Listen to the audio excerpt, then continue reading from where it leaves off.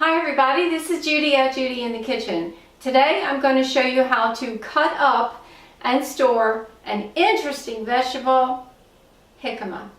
As with many things, there's more than one way to do this, so you may find some information out there that might be a little bit different than what I do, and that's okay. It's all good and well.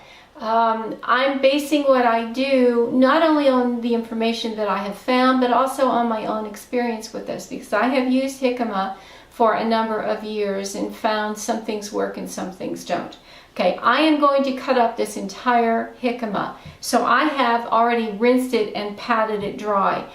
If I was only going to use a part of it, I would not have rinsed it off first. I know that's contrary to what a lot of advice is out there, but if I was not going to use all of it, I would simply cut it in half and then wrap the unused portion in plastic wrap and put it in the refrigerator and use it up as quickly as possible, within 3 to 5 days at the most. And then I would slice off what I need, give it a rinse, because you may have some little specks of dirt that are on the outside that you may have gotten on the jicama. So that might be contrary, but I have found that if it is moist in any way, going into the refrigerator, wrapped up tightly, it will have a tendency to mold.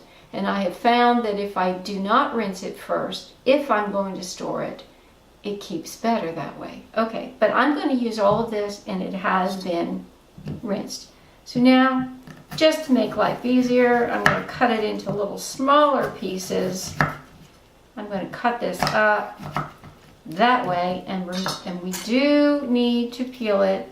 Jicama peel is not edible. You always want to remove it, okay? It has some compounds in there that are toxic to us. Now, no, it's not deadly in any way, but it will make you sick.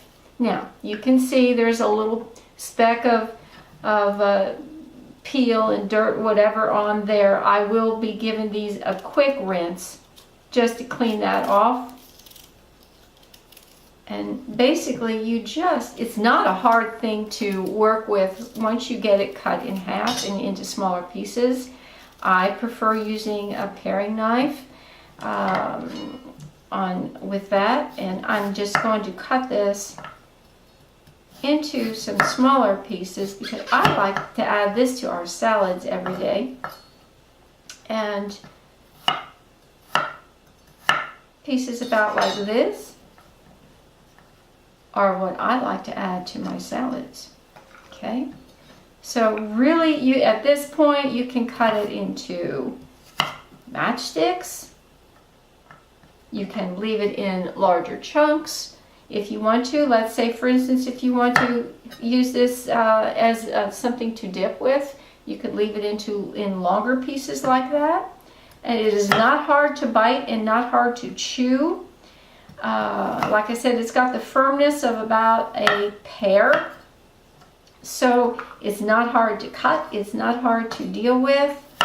And it's absolutely delicious when you take a bite of it. And basically, that's all there is to it in cutting it up. Again, if I was going to store this, I would not have rinsed this off, and I would wrap it tightly in plastic wrap, put it in the refrigerator. Oh, and also your cut pieces will not turn brown. This is a fabulous note about jicama. It will not turn brown. So you can do this in advance and